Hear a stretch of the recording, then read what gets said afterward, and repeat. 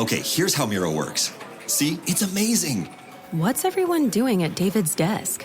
Ever since marketing started using Miro's collaborative online whiteboard, he thinks all our other teams should sign up. Why?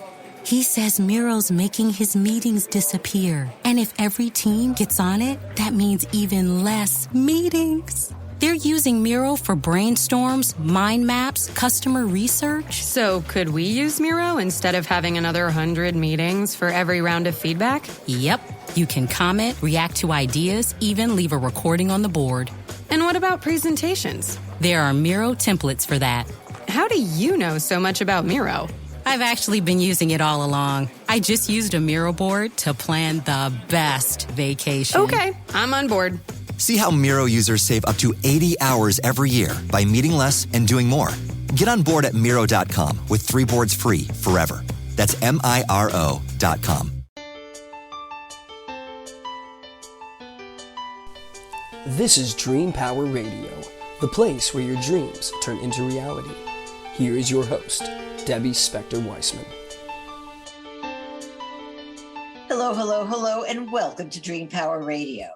This is the place where we talk about dreams, both daytime and nighttime dreams, and how you can use them to make the internal shift to a life you love and rediscover the truth of who you really are. I don't know anyone who hasn't at one point in their life let doubt or fear or lack of hope cloud their judgment and cause them to make decisions they later regret. The good news is that often these feelings pass and the person goes on with their life. But sometimes, not only do these feelings remain, they start to spiral downward to the point that nothing seems right. Depression sets in, and life just doesn't seem worth living anymore. This is where my guest, D. Neil Elliott, found himself. And now he wants to make sure that no one put themselves in that situation ever again. Neil has developed a 7-step program for heightened self-worth, and he's written about it in his book, A Higher Road, a 7-step process to inner peace, joy, love, abundance, and prosperity. And he's here to talk about it now. Welcome to Dream Power Radio, Neil. Oh, thank you, Debbie. It's a pleasure to be here. Oh, thank you for being here. Neil, you actually got to the point where you were ready to end it all. Tell me about your journey and what made you believe that life was indeed worth living. So from 2002 to 2015, I slowly fell into this really deep and despondent depression. And in 2015, I recognized I was there. No one else did. We're all great actors in our environment. We can put forth to whatever we want to family, friends, etc. And so I hid it. No one knew I was there. My wife didn't know. My family didn't know. And so I picked up some spiritual books and some scientific books. I'm a professional engineer, and studied them, hoping to find a way, a process to get out of this depression I was in. And so I spent a couple of years doing that. In late 2017, so November 2017, our house had been on the market for 5 years and it finally sold. My wife got on a plane to go visit family and friends in Toronto, Ontario, Canada. And I sat down at a kitchen table. I was just done with life. It seemed to have no purpose. I couldn't get out of this. I was really depressed about everything. No matter how much money I made, I still couldn't seem to get ahead.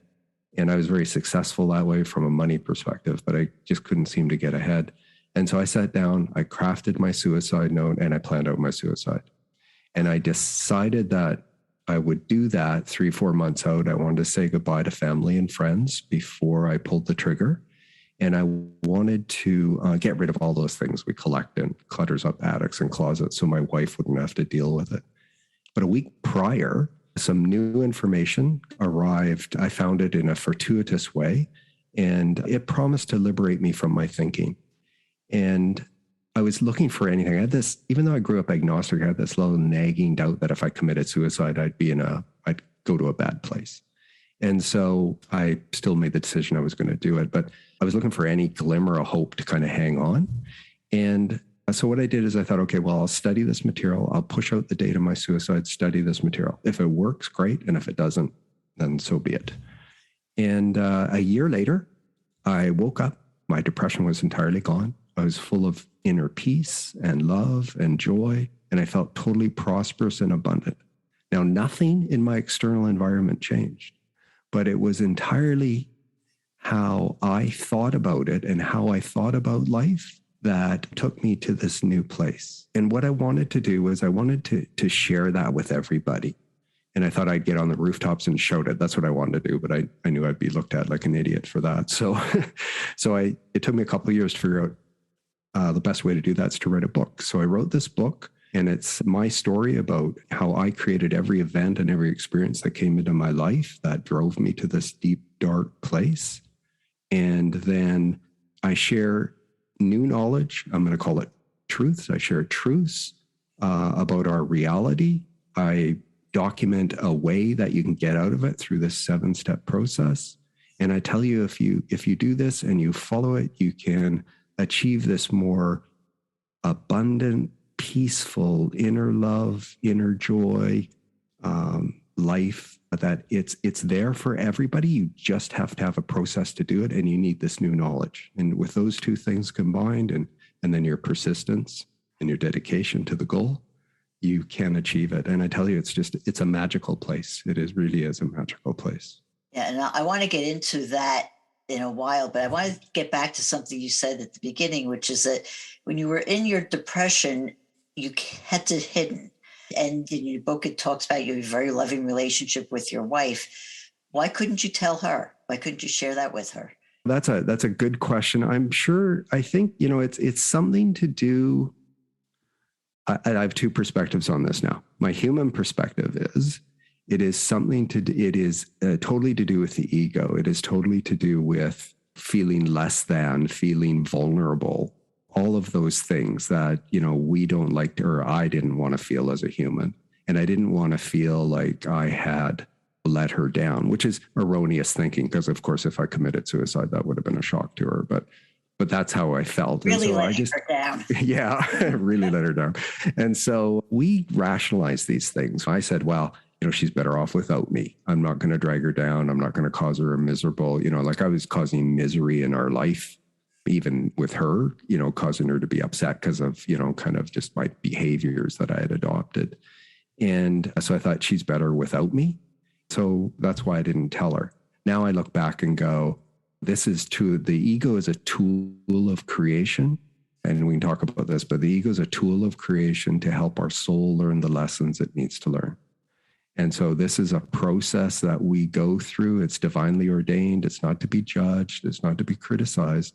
It is a tool, and it has some very specific things that we need for individuality. But when we let it run out of control, it takes control of our life. And we create these circumstances and events that we materialize into our life to teach us the lessons that we want to learn, our soul wants to learn. Mm-hmm. So in other words, you kind of really had to go to the depths to be receptive or ready to learn those lessons. Yeah, I had to get to this really deep, dark spot to be open to receive this new information and to be willing to look at it and study it. Without that openness, I wouldn't have done it. I would have just rejected it and run. You also credit the book written by Anita Moorjani called Dying to Be Me as critical to your recovery. So why is that book so important to you? Well, there's a couple things. Anita's book, what it did for me was it initially, so Anita's a woman that fell into a coma after 4 years of aggressive cancer. As you know, she fell into this coma. They rushed her to the hospital, and the admitting physicians told her husband and family she wouldn't make it through the night. And she had tumors from her waist to her head and riddled with cancer and these open weeping lesions in her skin. And 24 hours later, she woke up and said she'd be okay. And within 2 weeks, they couldn't find a trace of cancer in her body. And so her story to me was very credible and logical and made sense and believable. That's really it. It was believable to me. And her book is about her journey, what she experienced in this 24-hour period. She came back with a number of messages. We come from love. We return to love. We're not judged after death. And she felt like she was becoming a part of everything in the universe. And so that initially when I read that book, it was believable. I could understand it with, some limited understanding. But what it did was it enabled me to say there's more to life. It's not bad after I die and I won't be judged. So that gave me the permission to sit down and commit suicide. The other thing that book gave me was it gave me this increased perception of consciousness, something beyond our brains and bodies. One of the things that you talk about in your book is about changing your mindset. And as you said before, you're an engineer, you come from a scientific background, someone who deals with facts and logic. How did that mindset of being, in the scientific mind factor into your belief system? And did you have to change that kind of thinking? I did. So fundamentally, we all do this. We program ourselves from childhood to adulthood, and we program our subconscious mind. And we adopt these beliefs and these thinking patterns and attach emotions to them. And as someone based in science, I knew what was right, what was wrong, what was good, what was bad, and I liked things that could be calculated and measured and observed. And so in order to understand our truth of our reality, our spirituality, and bridge this gap between spirituality and science, I needed something that was based in science to help me understand how our universe was created. But the very first thing I needed to do is I needed to come to a logical understanding, and this is through another author's book that I share on A Higher Road, that everything that we think is right or wrong, true or false, good or bad, is really just a belief. And if it's a belief, then that means we can change that belief. But what we need is a process to break up and dissolve these patterns of thinking and feeling that we have programmed in our subconscious mind in order to rid ourselves of that, to recreate that programming into things which are consistent from where we come from, which is unconditional love. Mm-hmm. And love is a very, very important part of your program. Yes, absolutely. We come from unconditional love. One of the other things you talk about is our need to grow. What is your definition of growth, and why do we need to keep growing? There's a number of things, but one key one is growth is really this spiritual awakening.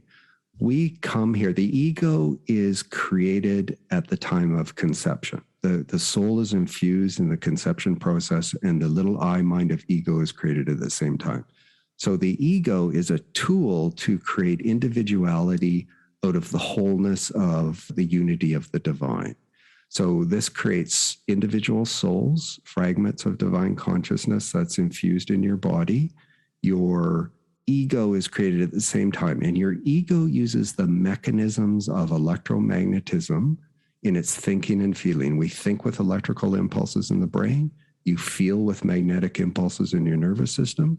You center and bond, and you create these blueprints of future events, desires, and experiences that come into your life. And we are ignorant of this. We don't know about this. We are like method actors. We adopt the role, we dress for the role, we act for the role, whether we're on film or not. And then we really get into that role. And then when we're on camera, we're in the role, we're participating. Actors typically, when the director calls cut, they come out of that and they go, that was a good one. And, their acting partner will say, oh, you did a great job. I really felt that when you did that, you've really got into this character. The thing is that the ego is the same. It's a method actor. It's a tool that helps us understand our individuality. It creates this little strong I-ness that we want to protect. And then we adopt that and we become these method actors, and we don't even know we are. So we continue in this method acting until our soul finally wakes up and realizes what it's doing to itself. And then it begins this process. So growth to me is really getting to a point where you understand, you have this knowledge where you understand how and why creation came about. Reach out to the divine through this process, through this cleansing, through this rebuilding, and make contact with the divine. And then you start this process of really becoming who you are meant to be here while you are on earth.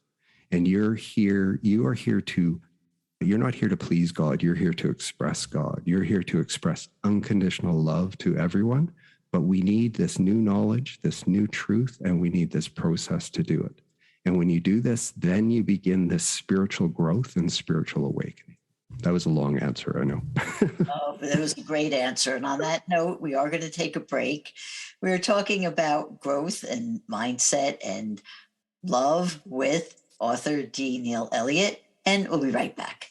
If you're not pleased with the trajectory of your life, the time to begin your own personal transformation is now, and your dreams can help pave the way. How? By tapping into your unvoiced confidence. What is unvoiced confidence, you say? It's the acceptance of your abilities and qualities. It's a state of mind coming from liking and even loving yourself, and feeling free to say or do anything you want without concern for the judgment of others. You were born confident, but may have had it chipped away little by little by the negative self-beliefs you've picked up over the years.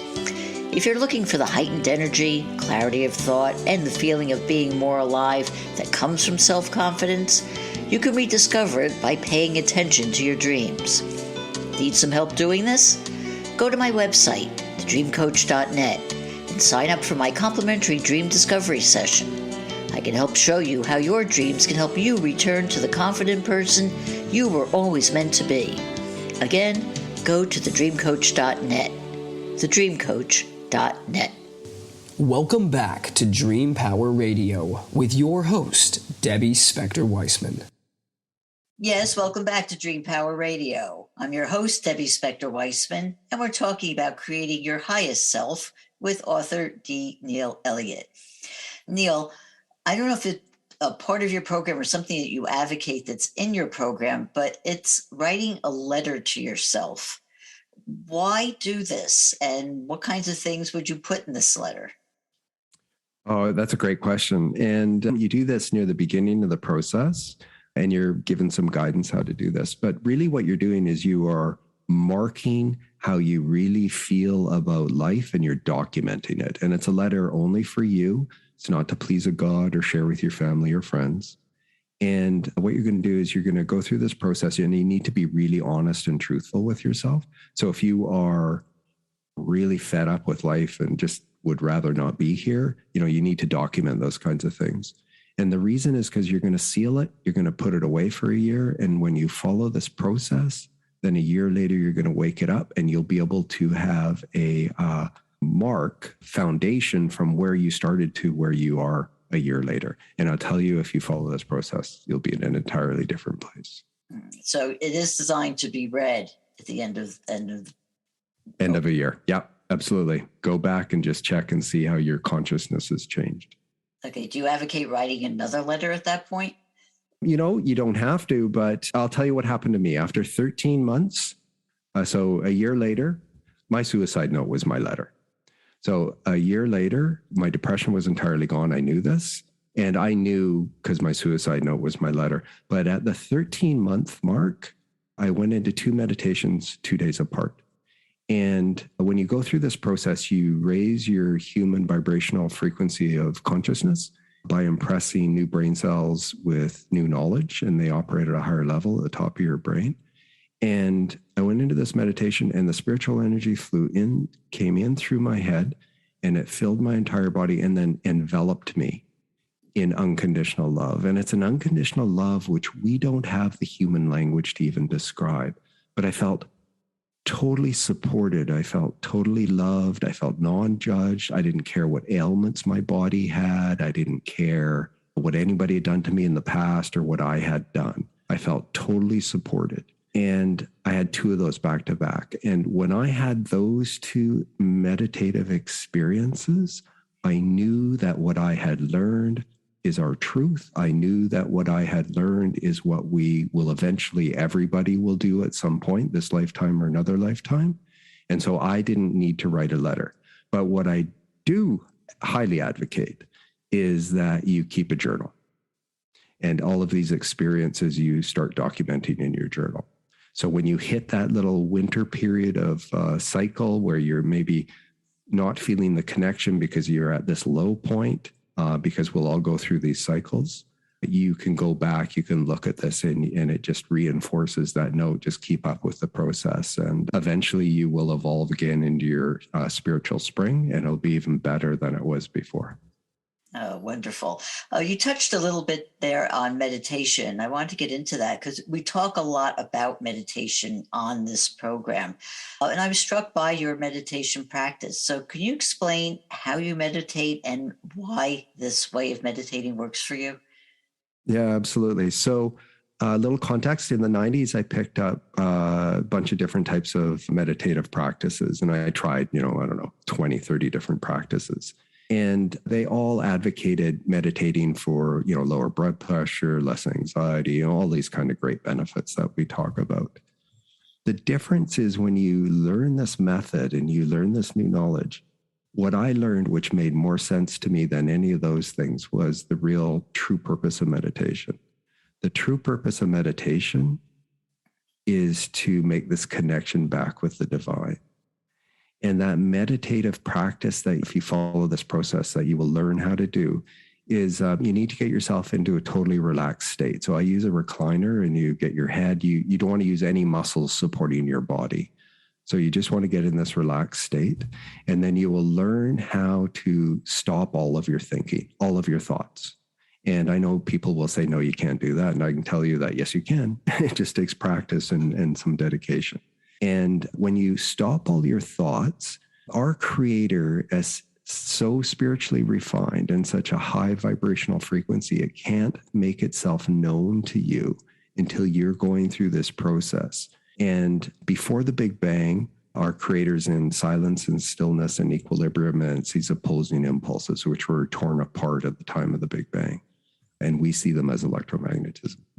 And because it's in silence and stillness, in order for you to connect back, you need to go into this same state and have this higher vibrational frequency.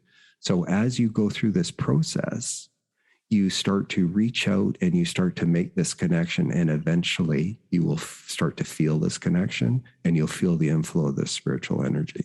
And you need to get in the same state as I think it's a theta state just before you fall asleep. And when you're in that state and you stop all of your thinking, it allows you to make this connection with the divine.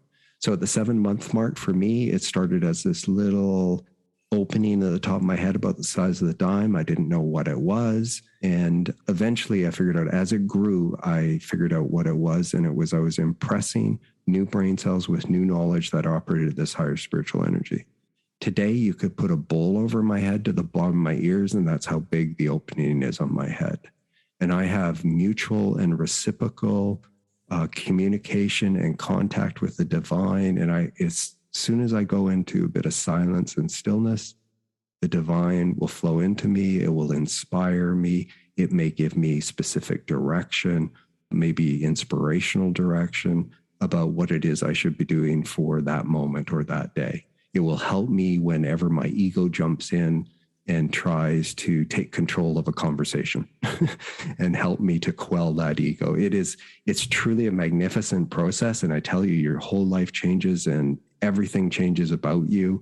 And all you really want to do is get to this place where you're expressing unconditional love to everyone and everything throughout the world. That's a beautiful, beautiful thought. And the point is to really keep at it, because it doesn't always happen right at once where you get to that state. It won't. This new knowledge that you're going to gain if you follow this process, the spiritual words of enlightenment can never be fully comprehended or understood by the human mind. It takes time for this to actually truly understand what these words mean. You'll understand them when you read them, but you won't really understand the true understanding of them until the spiritual energy starts to flow into you.